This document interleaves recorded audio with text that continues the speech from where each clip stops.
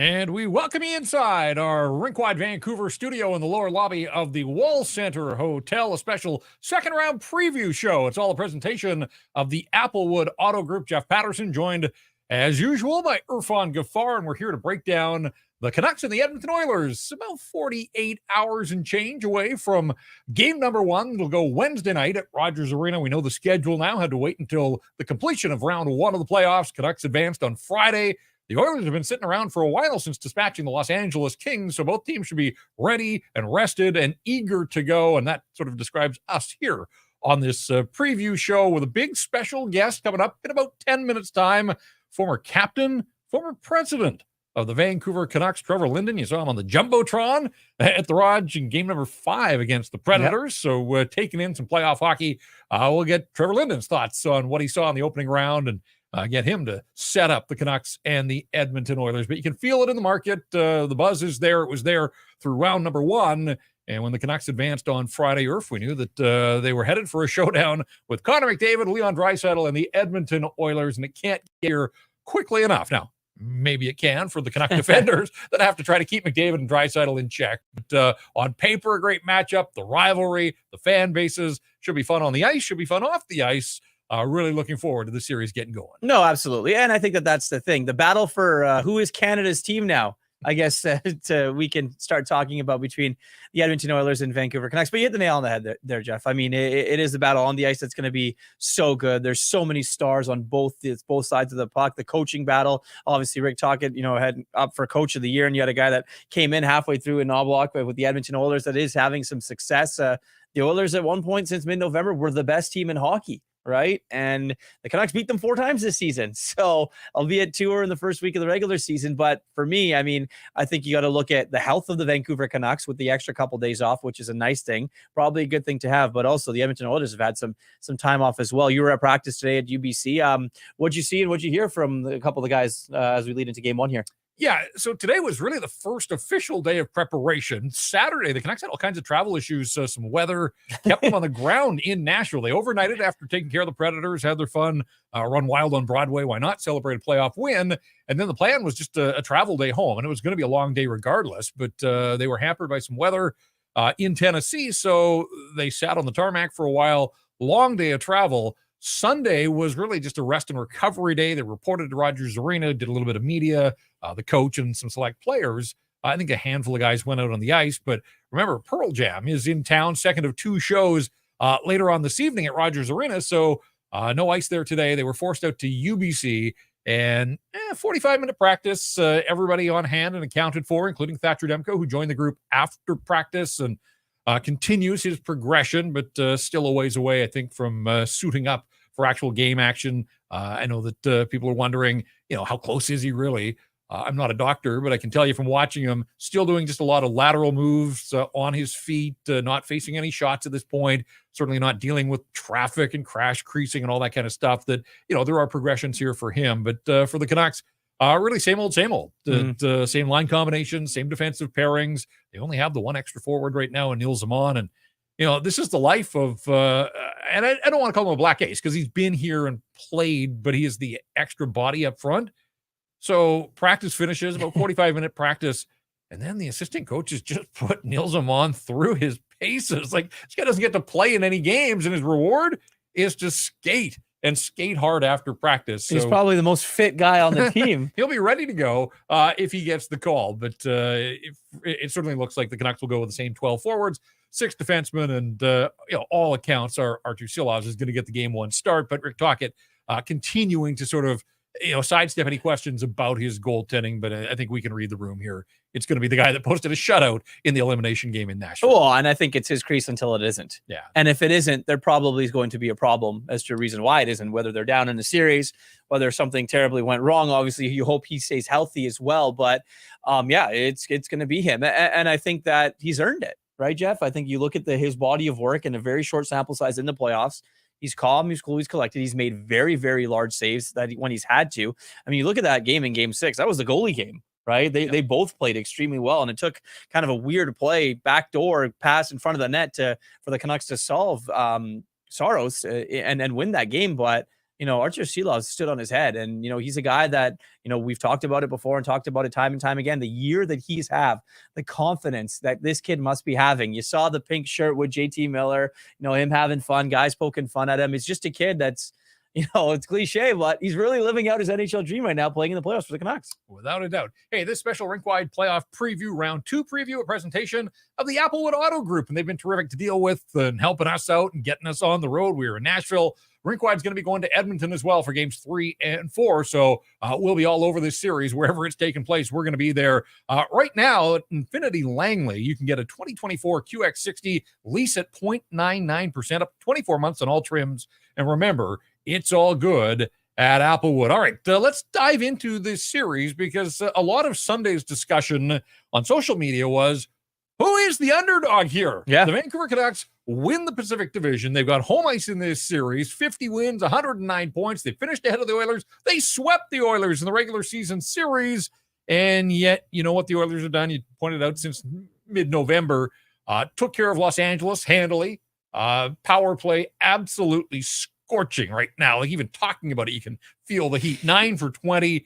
McDavid and Draisaitl, the top 2 scorers in the playoffs so far in 5 games. Connor with 2 goals and 10 assists, so 12 points, and Draisaitl not far behind, 5 goals, 5 assists. Oh, yeah, Zach Hyman coming off his 54-goal regular season, 7 in that first round against the Los Angeles Kings. So, the names, the challenges for the Vancouver Canucks, and I would say despite the regular season the Canucks have had, this is an Oilers team that has suffered playoff failure in the past, has tried to learn from some of those painful lessons. They're built to win the Cup. And I don't want to say that the Canucks should be satisfied with 1 round getting past the Nashville Predators, but I think anybody objectively looking at recent form here in the playoffs, or really go back to the All-Star break and Christmas, the Edmonton Oilers, they found their form under Chris Knobloch, and they are a much different team than the Canucks saw those first 3 games and what was it, the first 9 on the schedule back in October and into early November. Well, pressure, right? All the pressure in the world's on the Edmonton Oilers going into this series. You mentioned the Canucks being the underdogs. Yes, they do win the division. Yes, they put up historic numbers. They were up there to maybe win the President's Trophy at one point. They had 3 guys leading the league in scoring at one point in the season, 1, 2, and 3. But when it comes down to it, everyone had the Edmonton Oilers with their past playoffs in years past. This Oilers team, as constructed, should be going to the conference final. It should be going to the Cup final. So when you do that and you have guys like Connor McDavid who have been putting up just crazy numbers here in the first round. He's got, 12 points in the first round? Yeah. So he's got that. Their power play, 45%. Their PK, 100%. The Canucks, 90.9. I mean, we'll get to that. So by all accounts, the Vancouver Canucks come into this as the underdog. And as Rick Tocchet mentioned, good. Like, it's a good thing. You don't want to have to play with that pressure on you. Like, the Edmonton Oilers know that if they don't win this series, there's a lot more riding on it than just not making the conference final. Like, heads will roll in Edmonton if the Vancouver Canucks win this series. And if you're Vancouver, take it. Be the underdog. Be the team that nobody wants to beat us. Yeah, and look, for the final couple of weeks of the regular season, there was that talk of footsteps, and the Oilers were creeping closer. But every time they got within striking distance, it felt like the Canucks came up with an effort that allowed them to extend their lead again. Ultimately, the Canucks beat the Oilers on that Saturday night, the final Saturday of the regular season, and then clinched the division, the final home game against the Calgary Flames. Canucks were 23-9 on the season, 109 points. The Oilers 49 wins, so 1 fewer in the win department, 104 points. But, and this is where it gets interesting to me, is they make the coaching change. The slow start cost Jay Woodcroft his job, and they bring in Chris Knobloch. They tighten some things up. I think they got a healthy Connor McDavid. Remember the first 10 games or so didn't look like he was in form. Unfortunately for the Canucks, they saw the Oilers 3 times in their first 9 games and beat them all opening night, that 8-1 romp. And then they went to Edmonton, spoiled the Oilers home opener, and then beat them again 6-2 in early November. But since Christmas, Edmonton tied with Carolina for the league lead with 73 points, 13 more than the Canucks since the Christmas break, second in the National Hockey League since Christmas in goals scored. Only Toronto scored more than the Edmonton Oilers, and only by a couple. So we've talked about the form that McDavid is in here in the playoffs, Draisaitl as well. When you're looking at this Oiler team, it feels like they'll start with McDavid and Draisaitl separated, but any coach of the Oilers, whether it was Woodcroft, whether it's Chris Knobloch, you've got that luxury at times. If you feel like the game needs some juice, if you're trailing, you can load up and put those two guys together. But this is how they finished the Los Angeles series at the very least. McDavid centering a line with Zach Hyman and Adam Henrique, Draisaitl on his own line, Evander Kane on one side and the Nuge on the other. So a couple of guys with some strong ties to Metro Vancouver there. Ryan McLeod, their third line center with Corey Perry and Dylan Holloway. And then you've got Derek Ryan, the veteran, Matthias Janmark and Warren Foegele. That's likely how they are going to line up. And then, of course, on defense, they've got their big pairing of Matthias Ekholm and Evan Bouchard. And I'm sure, the Canucks and Canuck fans think that if there is a vulnerability on this Edmonton team, it's a little lower defensively, whether it's Darnell Nurse, Cody Ceci, Brett Kulak, Vinny Desharnais, that Bouchard-Ekholm pairing has been lights out good. Ekholm, the stay-at-home guy that's allowed Bouchard really to have this breakout offensive season. He's got the big cannon from the point, and certainly the Canucks are going to see that on that power play that we talked about. So, again, this is an Oilers team that over the years here has suffered some setbacks, but they've tried to learn from them, address them, build on those. And this is a team that is built to try to win the Stanley Cup. And yet so many questions come back to Stuart Skinner as well. Held up his end of the bargain in round one, but we will see. Goaltending, is it going to be an issue on either side? The Canucks are 3 deep, obviously. Skinner's their starter. But until he gets it done on a lengthy playoff run, I think there are going to be some questions about the job that Stuart Skinner does between the pipes for the Edmonton Oilers. No, absolutely. And I think from a Canucks perspective, like you look at that and you see the top pairing. Yeah, you mentioned the vulnerability. I really do think that there is. Like if the Canucks can play with a little bit of speed, go up by Adam, Darnell Nurse can be beat. Guys on that back end, Vinny Desharnais take some bad penalties. But on the other end, you look at it, for the Edmonton Oilers, if you're looking at the Vancouver Canucks, you've got Quinn Hughes, you've got Philip Hronek.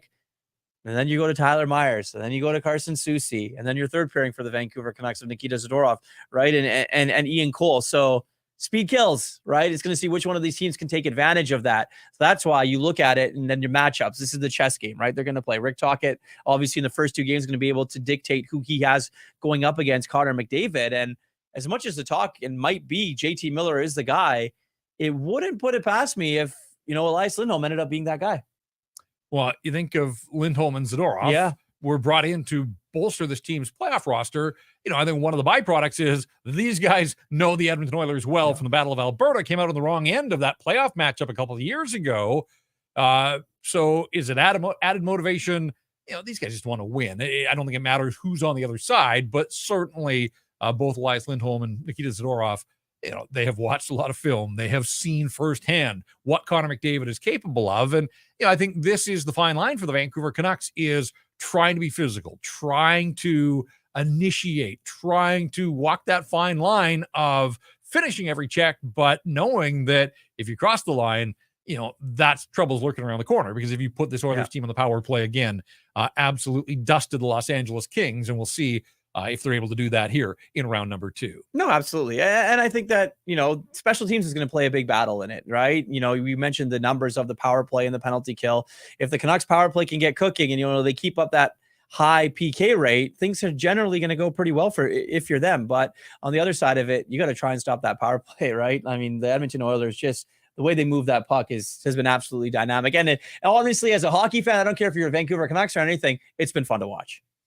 Going to get Trevor Linden in here in a second. Looking forward to his thoughts on what he saw in round 1 and as he prepares, I'm sure, to watch round number 2. This portion of Rink-Wide, a presentation of the Vancouver Canadians. They're back at the Nat. Catch fireworks, giveaways, Friday nooners, superstar appearances all spring and summer long.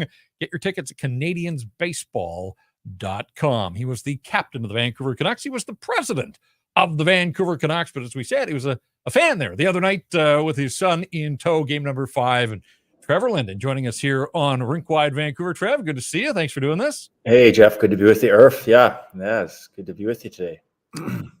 Obviously, a player, an executive. I know that you have moved on and found other passions after your playing days in life and in recreation. But at this time of the year, are you still a hockey guy at heart?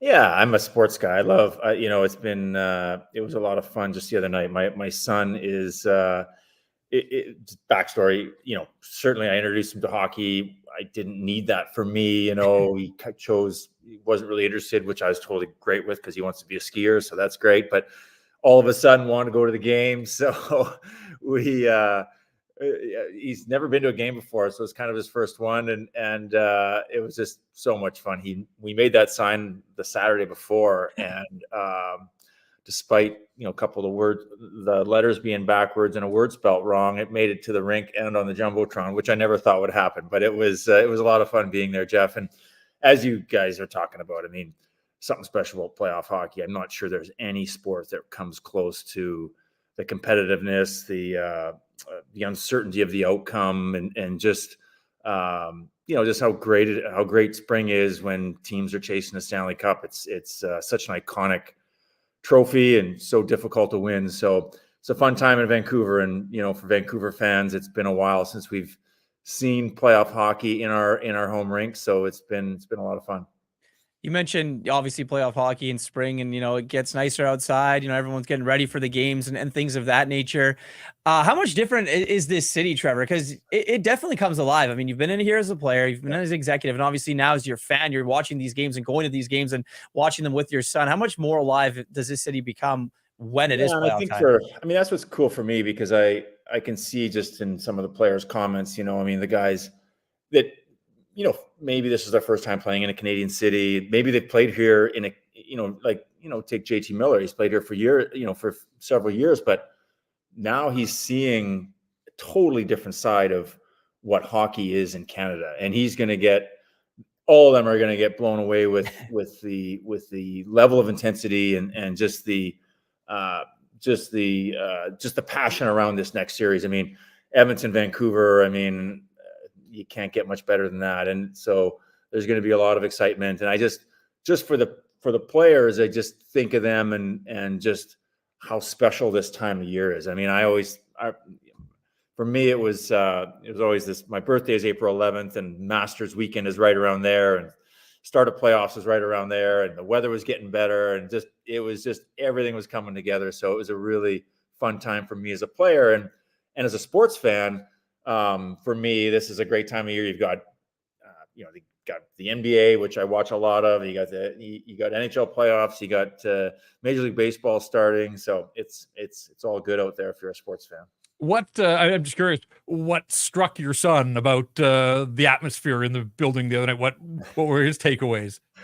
It was funny because I'd never sat in the bowl before, Jeff. That was my first time. And actually, it's not true. I did sit in the bowl one other time. It was right after I retired. I was with Prime Minister Harper. Right. And that didn't count because he had a security detail all around us. So, but this was, my wife and I were talking about, I said, I'll be fine. And so he thought it was pretty funny that we were walking through the concourse and people were chanting my name and wanted to take photos. And he thought that was pretty cool. So, but he was just full of questions, Jeff. It was really, he's 6 and he's a very curious kid. So he was asking me all sorts of things. Did you play in this arena, Dad? I'm like, yes, I did.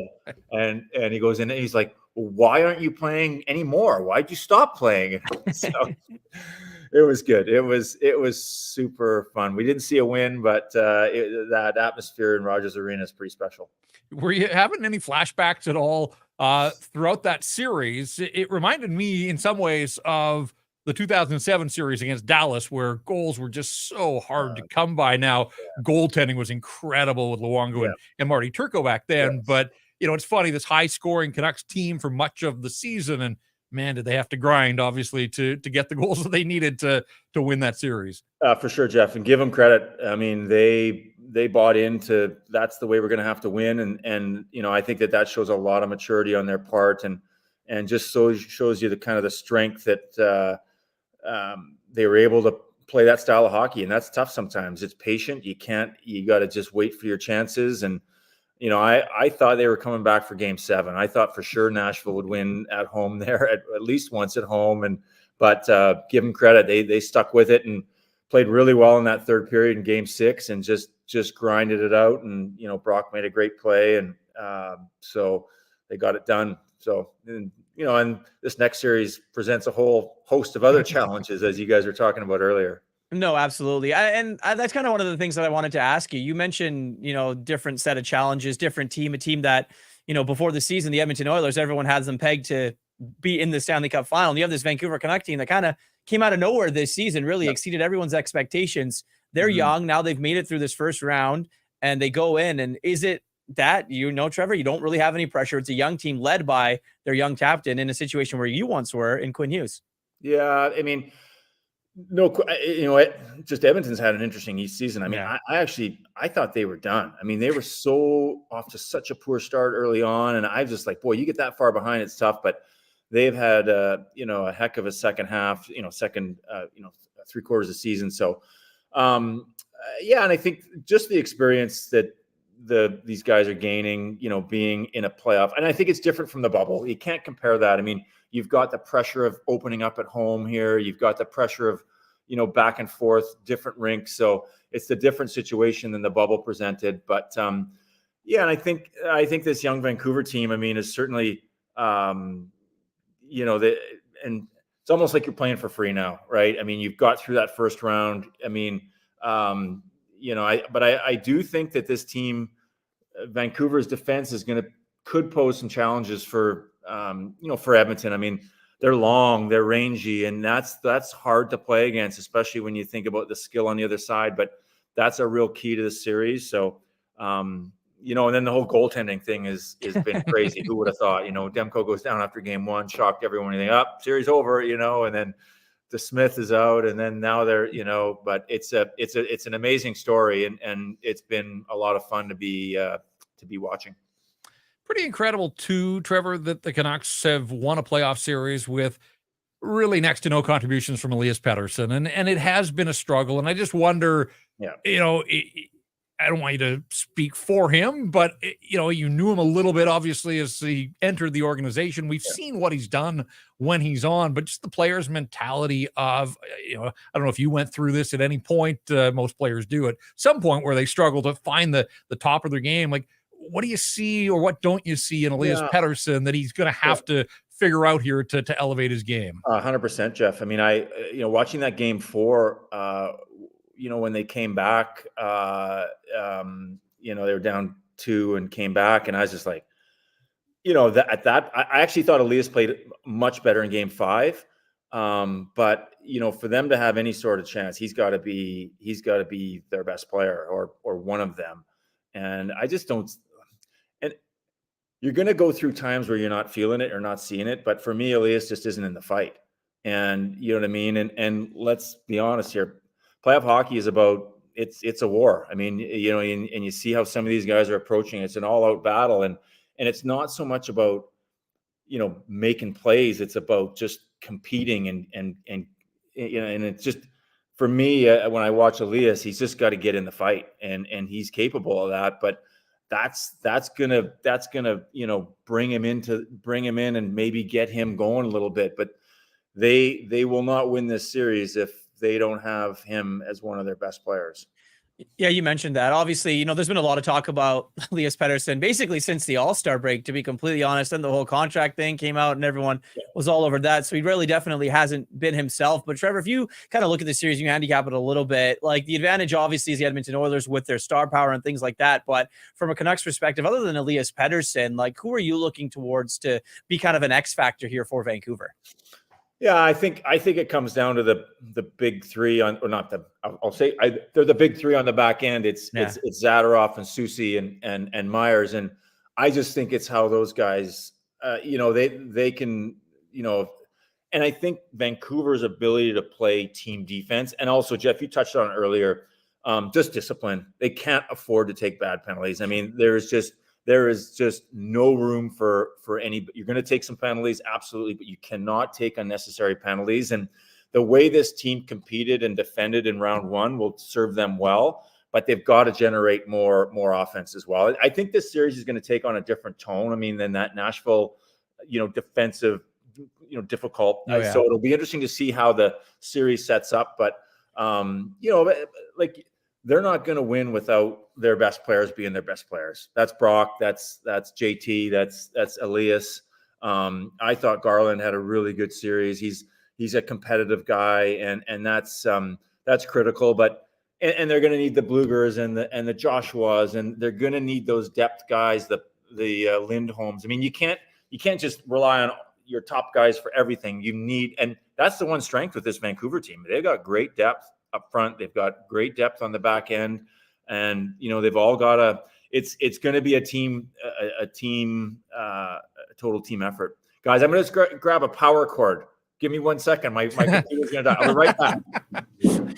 All right. Trevor Linden getting a power cord for Elias Pettersson. Yeah, well, Canucks may need to power up here ahead of the series against the Edmonton Oilers. I got a couple other things that I want to ask you. It's crazy to think that it's been 32 years since the Canucks and the Oilers met in the playoffs. Now, you got to go all the way back to the spring of 1992, and who was a member of the Vancouver Canucks. So I'm going to pick Trevor's brain here in a second. Are you powered up, Trevor? Are you? I'm back. You're back with us. Help me out here, because 32 years since the Canucks and the Oilers have met in the playoffs. Wow. Second round of 1992. Wow. I'll admit I had to go back and look it up, and I know Joe Murphy scored an overtime goal for the Oilers, and one of the things, Joe was a year ahead of me in high school, so I kept pretty close tabs on him throughout his career. What do you remember, if anything, about that series with the Oilers? Yeah, that was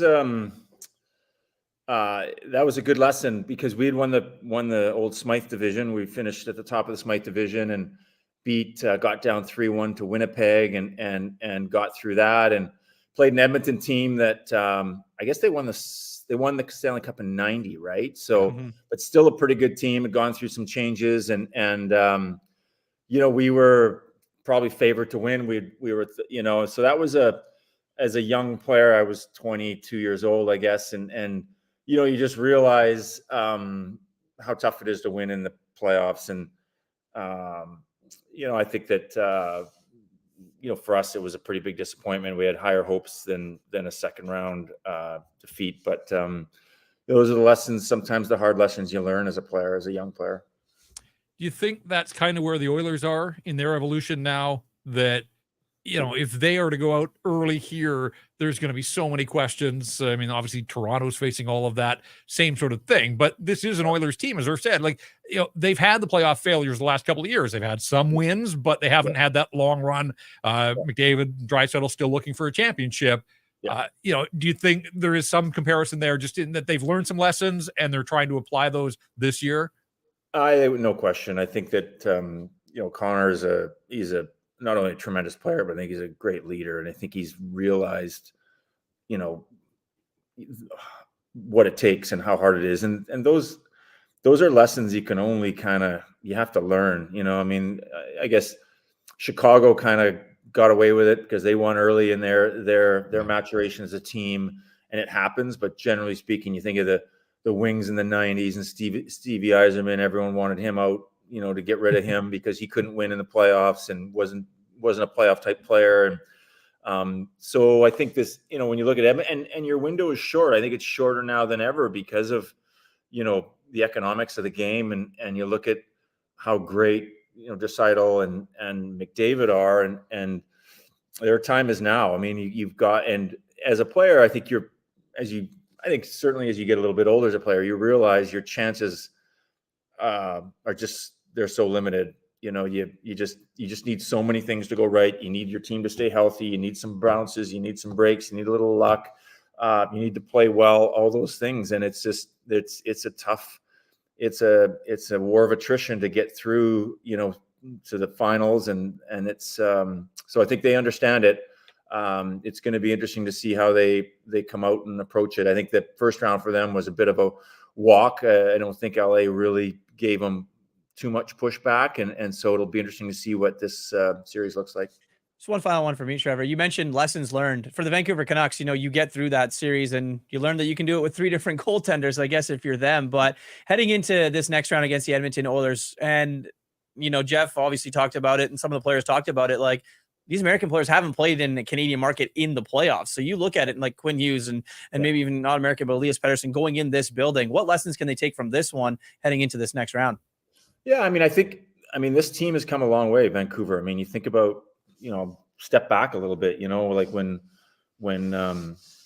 Travis was here, and basically the same group. And I think there was a real thought the young players kind of didn't want to play the way Travis thought that they needed to play to win, and then Bruce came in and it was kind of like, well, play however you want. And that was fun for a while, but they realized that we're not going to win. Like, it doesn't matter how talented you are.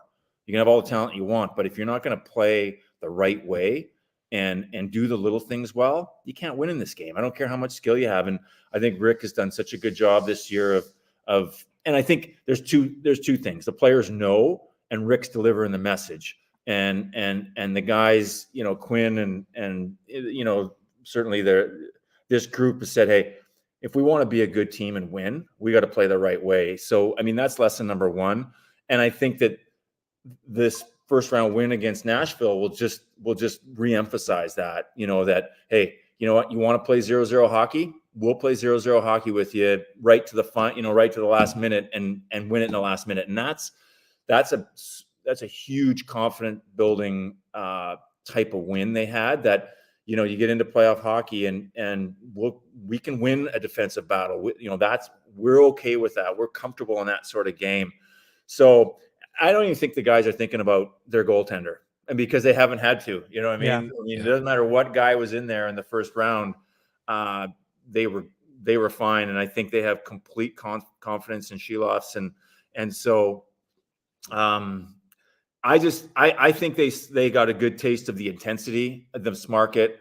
I think they're going to see another ramp up now with Edmonton, Vancouver. I was talking to a colleague of mine out in Toronto and just asking if the bridges are empty or if they've all jumped or what's happening there. But we were talking about this Edmonton, Vancouver series, and it's like an Ottawa, Toronto series or Toronto, Montreal. It's just got so much juice.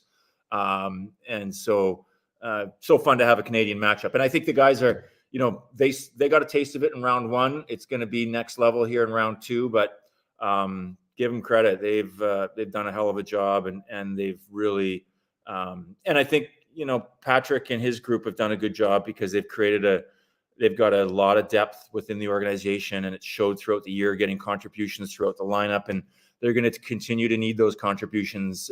As you guys know, playoff hockey is just the line is so fine. It's not, regular season, you get a tired Buffalo team in here, or you get a bad Calgary team in here, and those are fun games and it's easy, but you're not getting that now. You're getting the best. You're getting a well-rested and the best of the best every night.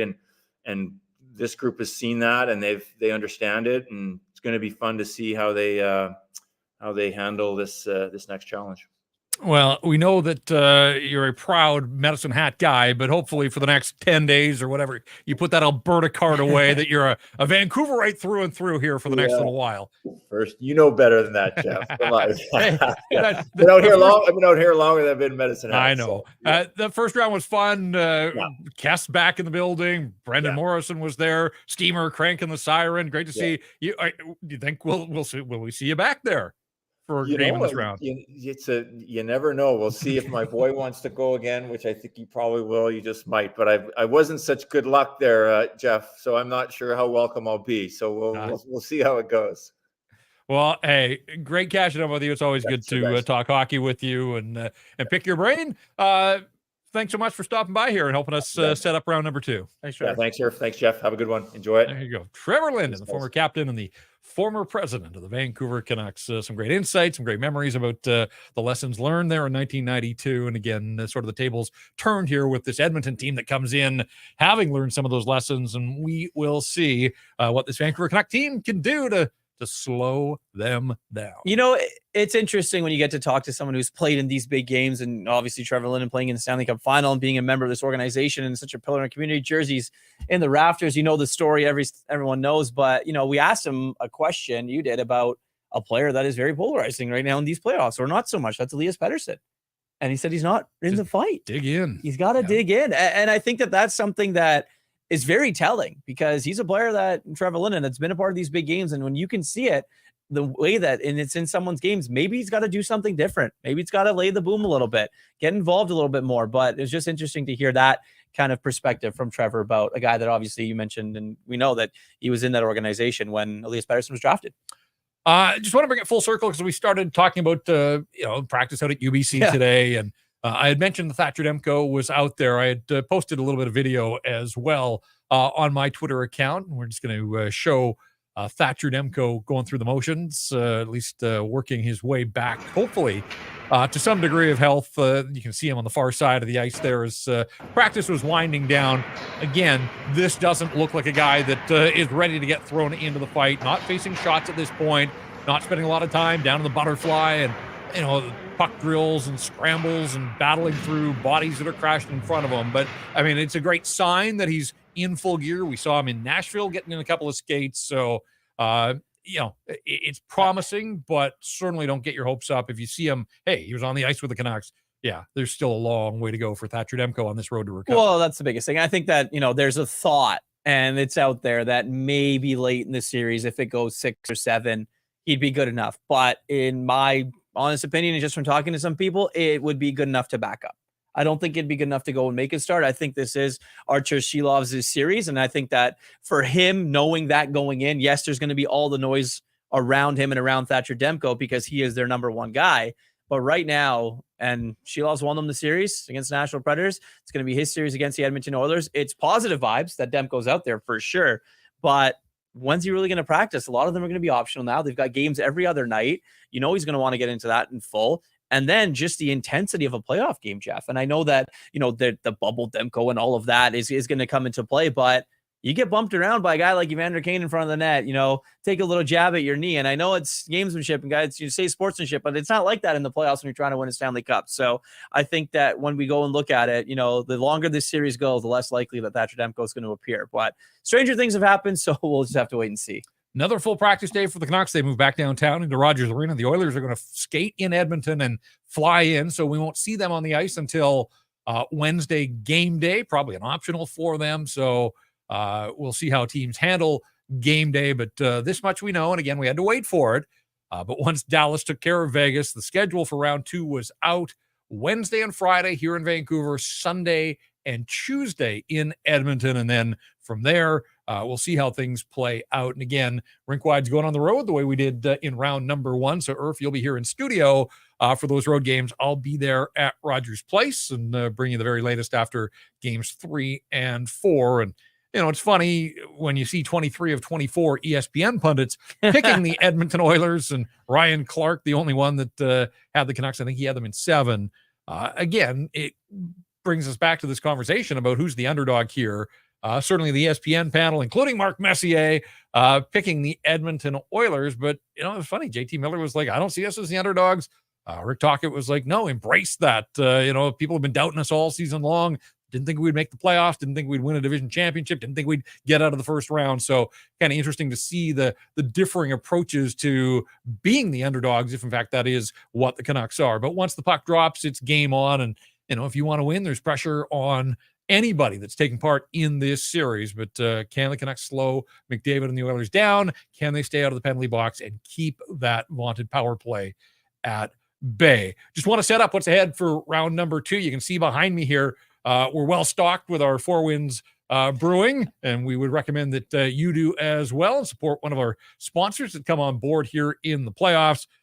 Some of our other partners as well, Fountain Tire and Mr. Lube, Great Clips, Bet365. So we've got a whole lot. A reminder, when the Canucks go on the road, the viewing parties at Greta Bar YVR, if you're looking for a place, looked like it was a lot of fun there for the clincher on Friday night, and I'm sure those will only build here into round number 2. So if you're new to Rinkwide and you're checking us out for the first time, hey, welcome. We've been doing this all season long, and certainly here in the playoffs after every Canucks game, we go live moments after the final buzzer, break it all down. All sorts of regular features and all kinds of analysis as well. And your feedback is so important. It's such a vital component to what we do here at Rinkwide as well. You can see on our screen all of our feedback channels. Please make note of those. And we'll want your thoughts after game 1 and 2 and as this series moves along. But countdown is on to 7 o'clock Wednesday night. Rogers Arena, they played all season to win the Pacific, to have home ice for this very specific reason. And look, they only won 1 of 3 games at the Rogers. 27 wins in the regular season. They were a dominant team on home ice, and yet Nashville took 2 of 3. So if the Canucks are going to beat the Oilers, they're going to have to find a way to protect their fort here, get a few more wins. Canucks were terrific. They were perfect on the road. Went 3-0 in Nashville, but they've got home ice. We'll see if they can take full advantage of it. And, or if they can get the opener, like we talk about underdogs and pressure, if the Canucks can get the series opener, now the Oilers will have something to say about that, but all that talk about the regular season and did it mean anything? If the Canucks can post a 5th straight win over the Edmonton Oilers, like the pressure only Oh, goes up on the Oilers, and maybe that regular season, even though the games were early, like maybe it does matter. So again, you've got home ice. See if you can take advantage of it. They bit of a slow build in game number 1 against Nashville, but that 12-second span in the third period where they turned that game, whatever, they got the job done in game number 1. Can they repeat that? Because I think if they can, man, that puts a ton of pressure right out of the gate on the Edmonton Oilers. Well, absolutely. The Scribes in Edmonton will be looking to carve the Oilers team if that happens, right? And I think when you look at it, it's the pressure thing, right? It's Canucks really playing with house money at this point. Like your season right now is, for all accounts, it's been a success, right? You win the first round, you get in and you win the first round. It took 6 games, but you did it. You know, you got past the first round opponent in the playoffs to show you can do it. Now you have the big bad Stanley Cup potential, candidate coming into your building. Like you've mentioned, Jeff, if you can take one, you have that belief. Why can't you take 2 at home? Right? They're in your building. This is your house. This is your territory. You dictate matchups and you can dictate the pace of play early on. The first 10 minutes of that game, the crowd is going to be absolutely bananas. This city is going to be going absolutely bananas. It leads me to my next question. When you look at this series as a whole, I know we'll talk about it obviously tomorrow and after game 1, but if you're looking at something that you're circling in the matchup of this series, what is it for you that stands out? Discipline for the Canucks. Stay out of the box. If they get power plays, they've got to find a way to get it going more than they did against Nashville. I mean, they were 2 for 13, but both of the goals came in the one game 3, that they won 2-1. So special teams, I'm curious to see how it's called. But also, look, McDavid's going to get his looks. The players themselves, we're talking about that. So it's limiting him more than stopping him. And that size on defense, and how do the Canucks go about matching up? I'm really curious about all of that. Obviously, they need Elias Pettersson going. Some interesting comments from Trevor Linden there. But beyond that, I look at a guy like Dakota Joshua, who had his moments and was a part of that penalty kill that was sensational against the Predators. So I don't want to diminish the contributions of Dakota Joshua. He had a great first game. I had 2 goals, including the empty netter. But really after that was kind of quiet. And that line as a whole, I mean, think of the stretch there in the middle of the season where that third line was really the best line the Canucks had going, and they were so consistent. And, Joshua came back from the hand injury, scored a bunch of goals, looked like he had found his form. I thought he was a little too quiet for my liking. Like, he's got the size, he's built for playoff hockey. So as much as if you're asking me, like, who needs to step up, obviously the answer is Elias Pettersson, and Artur Silovs has to continue this storybook journey that he's on. But if there's a guy beyond those that I look at, I would say Dakota Joshua. I just think it's fair to expect more because I know there is more than we saw over the final 5 games of that series against the Predators. Yeah, I agree with you. Discipline 1, Corey Perry, Vander Kane, Dylan Holloway, Warren Fogle, Matthias Janmark, those guys are going to be running around. They're going to get into your heads. They're going to try and get into your heads at least. The extracurriculars after the whistle are going to happen. You just can't bite the bait if you're the Vancouver Canucks. Tyler Myers, obviously, we talk about so much this season. Rick Tocchet has talked about it, the stupid stick penalties. Well, the Edmonton Oilers are a very fast team. It's going to be easy to take those penalties if you are them. Just, keep that in check if you can, if you're the Vancouver Canucks. But for me, it is the depth of this team, right? It's, you mentioned Dakota Joshua on him, but it's Niels Höglander, right? I mean, we can talk all we want about Neil McCavan shooting, and I think the jury's out on him. We're just going to leave him alone probably, but it's Niels Höglander. The guy's a 24 goal scorer in the regular season, 5-on-5, all of them. Right. So he's a guy that's going to need to come into this series and wake up a little bit as well. But yeah, Connor Garland, kind of disappeared a little bit as well. So you can't put this entire series on JT Miller, Brock Besser, and Pius Suter. Elias Lindholm, yes, he was great in round 1. You probably expect him to get the tougher matchups in round 2, but it's going to come to the depth of this team to see, who wants it more. Wrote a piece at Canucks Army, a recap of practice out at UBC today if you want all the details of what the Canucks did and some of the video and some other things. I thought an interesting quote that I included in the story, and you can find it at Canucks Army, is Rick Tocchet said, like, look, I know this marketplace is horny for more shots.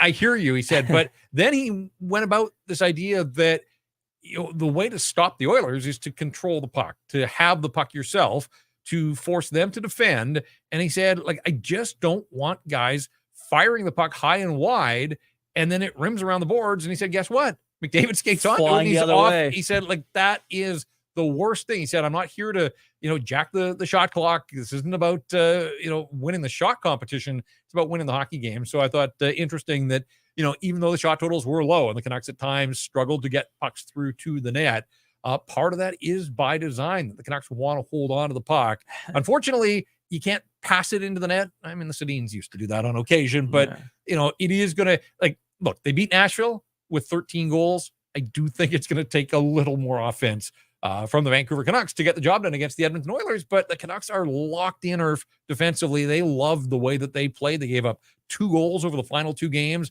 only one of them at 5-on-5. They made it difficult for the Predators. Now, the Oilers are a better offensive team, but the Canucks believe in their structure and their system. And look, if they get the lead, we've seen it all season long. Yeah. That when they get the lead, they generally are able to dictate. It took them a while to get the lead in game number 6, but they stuck with it. And a guy like Pia Suter, who took a puck in the face in game 5, left for a while, came back, had all those chances in game 6. And you know what? He stuck with it, and he kept going to the front of the net, the right areas, and eventually he was rewarded. And look, Pia Suter was a guy. He just didn't have a track record. I didn't know. Was he built for playoff hockey? Was he going to be able to come through for the Canucks? In the end, I would say there are different kinds of playoff toughness, and that's one of them, that he was willing to stick with it, even though some guys would get frustrated that they had all those chances and they couldn't be the hero. He kept going to the front of the net, and generally there's a price to be paid to go to the dirty areas, but he did. Besser with the incredible pass, Paterson the nice play to jump the defender to keep that play down low and alive. But Pia Suter on the business end, the only goal the Canucks needed, the only goal they got in game number 6. So are they going to shut the Oilers out 1-0? You need more than 12 shots, though. You're going to need more in one game, more shots and more goals. But I still it's funny. If you're, and you haven't asked me for a prediction yet, and I haven't asked you for one, but again, it's all there for the Edmonton Oilers. But I do think the Canucks are going to be able to put up a pretty good fight here, just the way that they play stylistically, as long as they don't feed into the Oilers' power play. Yeah, I think that, leads us to our next thing about getting to our predictions. But yeah, I think it is. The power play is, the power play can win a series in the special teams battle, right? Power play and PK. If you win those, and, chances are you're going to win more hockey games than not. And the Edmonton Oilers prove that with the LA Kings taking bad penalties. That's just it, right? That's what you harp on. That's your message if you're Rick Tocchet. Just don't take penalties. And even if you're the Oilers and you're Knobloch talking to his team, don't take penalties either. This Canuck power play, you didn't cut loose against the Nashville Predators, but it's shown that it can, right? If Elias Pettersson ends up, digging in, as Trevor Linden said, or Elias Lindholm can get something going on the power play there, this Vancouver Canuck team can put up some pretty big numbers as well. So, I'm just looking at the Connor McDavid shot totals. He had 4 in game 5, 1 in game 4, right? Then you had 5-1-3. He put up points, a lot of them assists. And yes, you have to pass the puck to go into the net. Just 1 goal in that opening round series against the LA Kings. All right, well, I guess let's get to it then. Prediction wise, what do you think? Also, Ryan Clark resides in the Seattle area, ESPN's Ryan Clark. So we'll give him that Pacific Northwest guy as well. I think if the Oilers are going to get it done, they better do it in game 6. Because if it comes back to Vancouver again, you play all season for home ice to start the series, but you also play to have a 7th game if necessary on your building, on your sheet of ice in your building. And again, the nerves and the pressure, if it gets to that, if the Canucks could boil it down to a 1 game to advance, I probably like their chances at that point. I'm picking, my head is picking the Oilers. I just think that, again, there's probably too much there, but look, we do Canucks post-game pods. I want this thing to keep going. I want this wave to roll for a while now. So, head says Oilers, but the heart says Canucks. Let's see if they can pull off what would be an upset here and leave the people in Edmonton scratching their heads as the Canucks would advance to the 3rd round of these playoffs. Yeah, it's wild when you look at it. The Canucks are such a heavy underdog, even on the betting lines when you look at it, right? The plus 205 to win the series. You look at them to get swept, it's plus 225. To win 1 game, it's plus 230. This is just the odds just looking at them.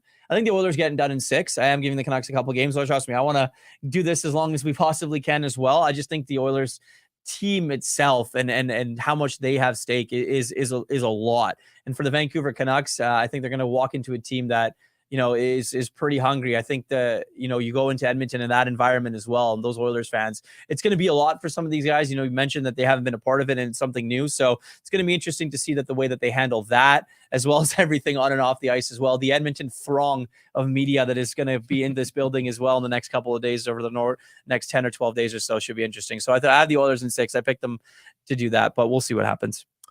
Chris Cuthbert and Craig Simpson, Scott Oak, Hockey Night in Canada throwing its number one team. These are the only 2 Canadian teams remaining in the Stanley Cup Finals. 8 teams still with a shot, and obviously 2 of them here in Western Canada. It's going to be fun. It's already been fun. I've seen some bombs being thrown on social media, and that's only going to continue and ratchet up as this thing goes along as well. Have fun with it. Don't be stupid. I've seen some stupid stuff out there. There's so much stupid stuff out there. Just keep it within reason here. It is a game. Ultimately, I know it means a lot to everybody on both sides, but show a little bit of class as you wage your war and try and have some fun with it. We're having fun with it here at Rink Wide. Again, to set things up after every single game, moments after the final buzzer, enough time for you to, run to the can, whatever, grab a drink, and then log on and join us here. We'll do this after each and every game through the playoffs, as long as the Canucks are alive. And it starts on Wednesday, 7:00 local time here, the face-off for game number 1. The Raj was alive in the opening round. That's only going to continue and increase as the series and these playoffs go along. For Trevor Linden, it was great to catch up with Trevor. And we thank him for being generous with his time. For the guys working behind the scenes back in the producers area, Jacob and Mike, we thank them for all their hard work through the playoffs. This was fun. The playoffs have been fun. Round 2 is going to be a blast. Looking forward to it. I can't wait. Can't get here quickly enough. 7:00 Wednesday night, and then we'll be here post-game. So that's going to do it for us. This is Jeff Paterson. Again, make sure you join us here on Rink Wide, Vancouver.